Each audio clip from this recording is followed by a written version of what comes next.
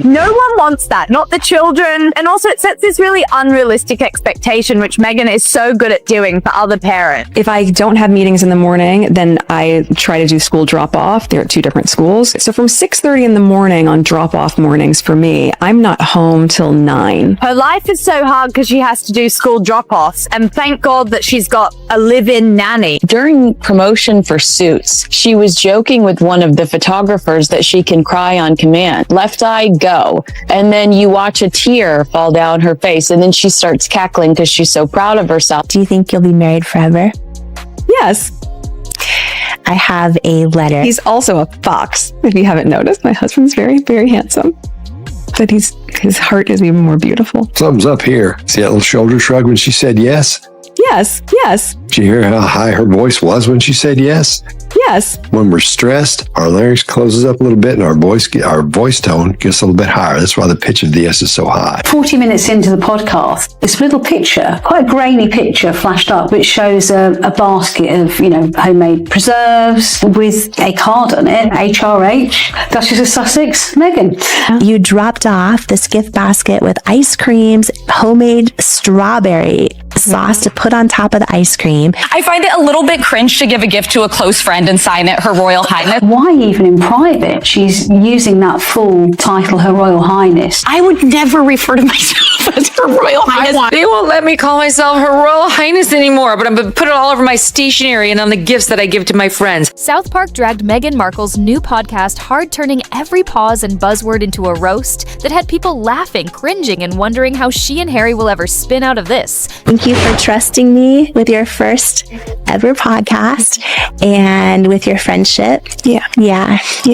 Means a lot, Jamie. Thank you. Yeah.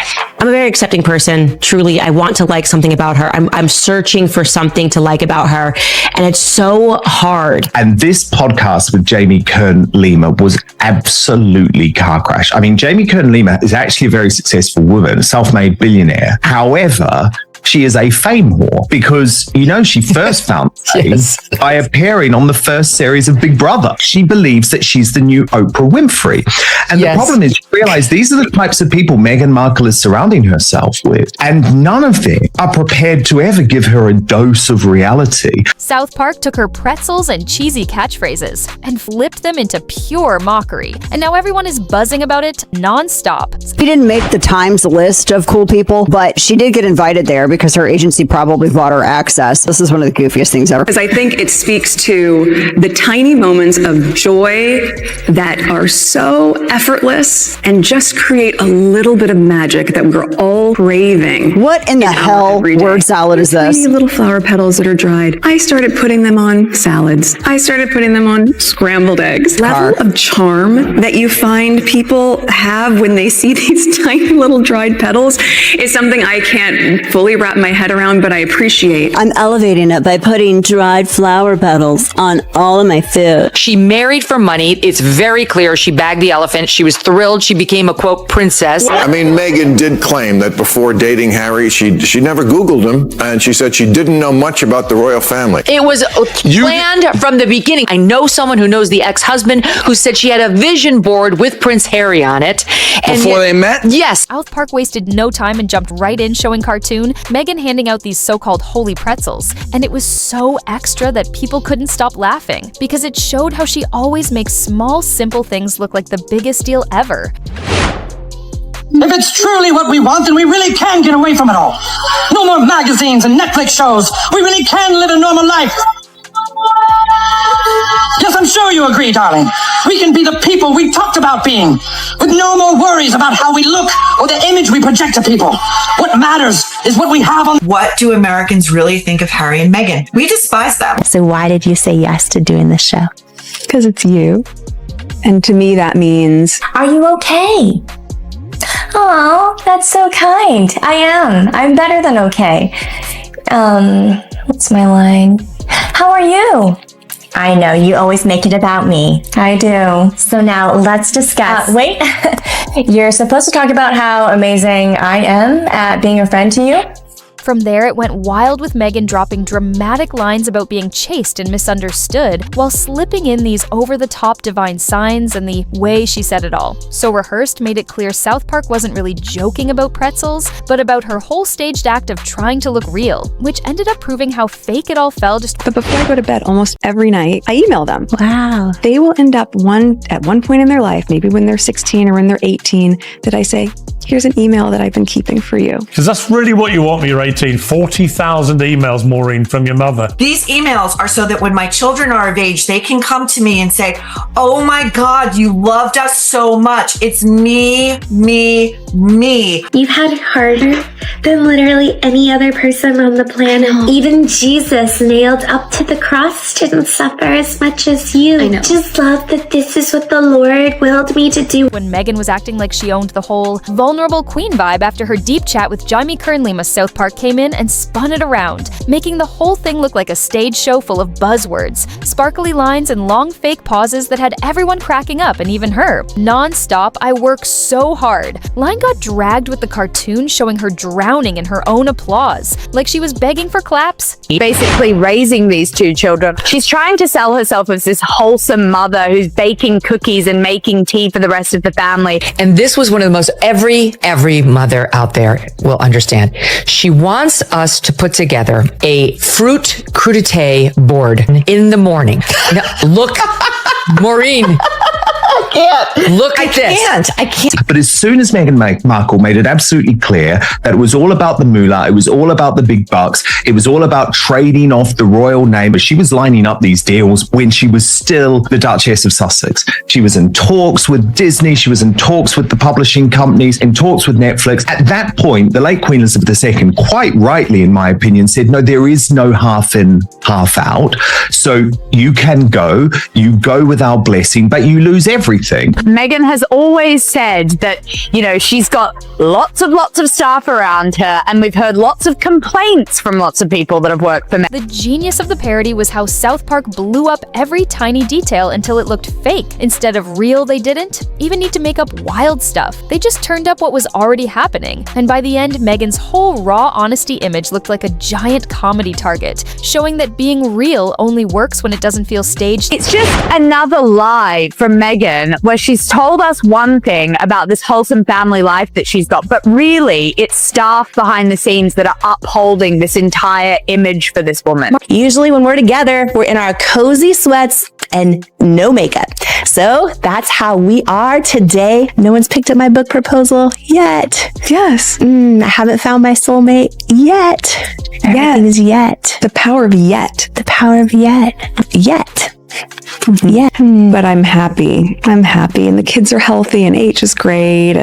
But I'm trying to also enjoy these big wins right now. Yes. Enjoy them. Yeah, she's a princess too, and Harry is slaying dragons to rescue her. You know, look what we built. We've built a beautiful life, and we have two healthy, beautiful children. And I always think about it like the end of Super Mario Brothers when you get to the final level. And what's the goal in Super Mario? They're like, slay the dragon, save the princess. I'm like, that's my husband. Who's Harry rescuing her from? The family she abandoned before making him abandon his? South Park pushed it even harder by turning Meghan's non-stop buzzwords into one big joke words like growth power, and yet got thrown around so much it felt silly instead of deep. And the cartoon Meghan and Jamie kept repeating them until even the random background. People were nodding so fast, it looked like their heads might fall off. I love that your eyes are sparkling right now. You know, Meghan, how are you today? Which, by the way, I just have to say, yes, enjoy them. I forgot to have fun. You're right. You're right. Now, there is no doubt about it that Meghan Markle's viral video created a new negative wave of backlash against her that resulted in many other studios actually deciding to put any kind of affiliation with her either to a halt or firing her directly. That's exactly what happened with both Paramount and A24. The joke worked because it was so close to real life. Those words that were supposed to inspire just sounded like cheesy ads. And when South Park stretched it out the whole thing, lost meaning fast. What was meant to be a deep talk about feelings suddenly looked like a loud self-help show on steroids. And that over-the-top vibe is exactly why the satire hit so hard. Zoom in here and it says, with the compliments of Her Royal Highness, the Duchess of Sussex. That is a title that was stripped from her when she and Harry made their whole racism debacle and left the UK, left their royal duties, and moved to the US to bug all of us. She's using it in private with her friends. That's even weirder than if they were still trying to milk the titles in public. That is just like all the confirmation that I need that this woman is just obsessed with being a royal, that is all this was all about. And that she's angry that she screwed the pooch by claiming racism and basically getting kicked out of the family. She just can't give up the HRH titles that quickly. Like, this is literally what she has always wanted. What we're doing here is as, if not more, important than solving world hunger. Wow. I practiced really hard to come off as genuine. So did I think it's working. I do too. The show ripped the mask right off, making every little brag. From Meghan's sound like a desperate cry for attention. Her soft, I work so hard and motherhood is my superpower. Lines got stretched till they were begging for laughs. South Park twisted those emotional confessions into straight-up punchlines, proving how fast something that should feel real can start looking like a staged act when you push it too much. I don't care. Don't care. What the hell? What did you say? He victimized me. It's because I'm an ethnic woman. He can't do that. I'll say, wait, you're ethnic? This is an outrage. There's this horrible spy who lives across the street from us, and we're gonna get him back by changing our brand. Is this you? Sorority girl, actress, influencer, victim.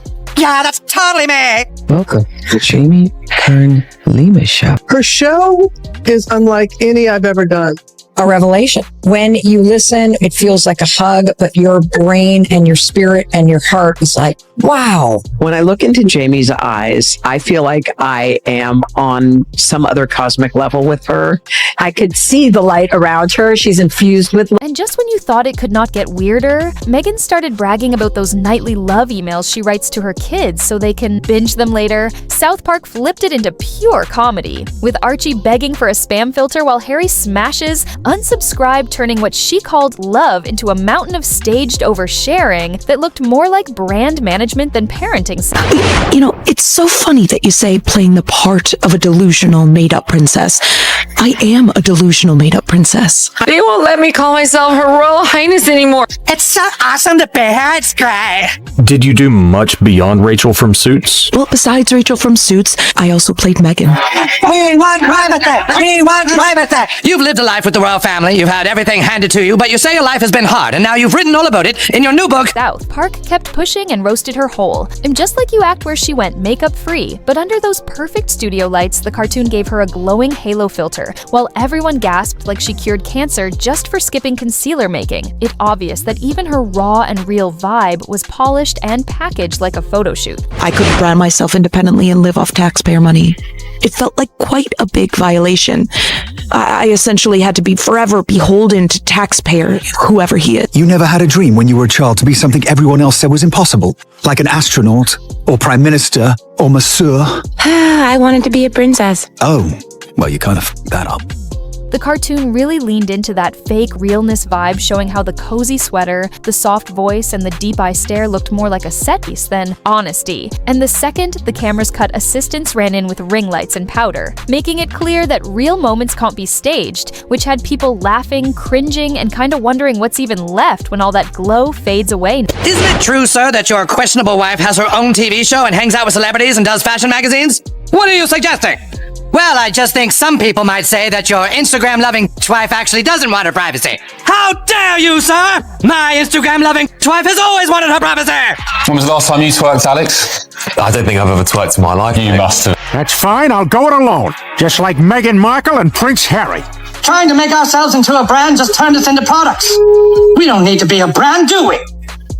Next, South Park dragged her fashion activism, showing cartoon Meghan spinning around in these wild ethical outfits like a plastic-free cape made under moonlight while the townspeople just stared, trying to figure out if she was saving the ocean or just doing a photo shoot, making it super clear how the flashy looks were louder than the actual cause. South Park, it's come to life. That's what we're witnessing in this hospital room right here. You can't sue a cartoon. It's satire. It is what it is. South Park has done a parody. The timing was savage because while while Hollywood buzz was already saying big studios like Paramount and A24 were backing away from Meghan, the cartoon piled on with non-stop outfit changes, each look louder than the last until the activism felt empty. Fans laughed, critics agreed, and memes took over, showing South Park hit the bullseye. I always remember when I was 2 years old, I asked my mother, "Mama, why do actresses get paid less than actors when they do the same job, especially on Suits?" The funniest sting came when South Park showed cartoon Meghan stamping Her Royal Highness on yoga mats, pretzel bags, and random merch. While people stared like the palace must have left a side gate open, it was a non-stop gag, making it clear she was still clinging to the crown she claimed to walk away from. I actually wrote a fairy tale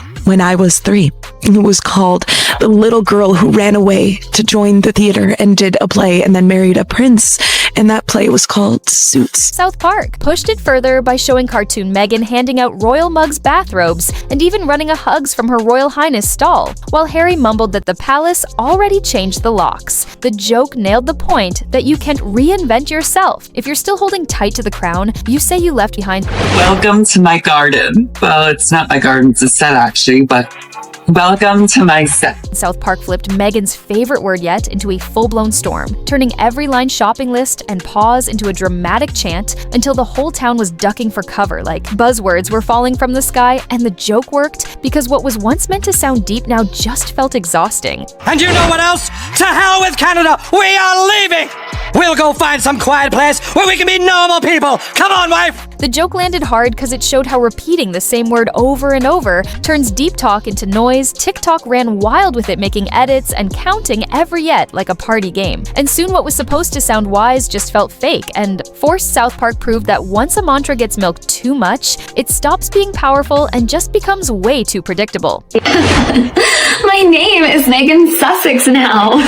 Call me Meghan Markle one more time, Mindy. Fuck Kaylin. South Park totally dragged the slow vibe of her interview, turning every pause into a joke cartoon. Jamie leaned in with watery eyes while the clock ticked forever. The silence dragged so much it felt like you could do chores before the next word finally dropped. And when they did speak, it was all sugary lines said super slow with dramatic nods, making it look like they were trying way too hard to sound deep. I thought we were moving forward, Meghan. Well, we're not. Hazawaza keeps saying that I have charisma, but I just think I'm relatable. It's divinely ordered how many times we've said I and me. Why did you say yes to this show? And then you're like, do it.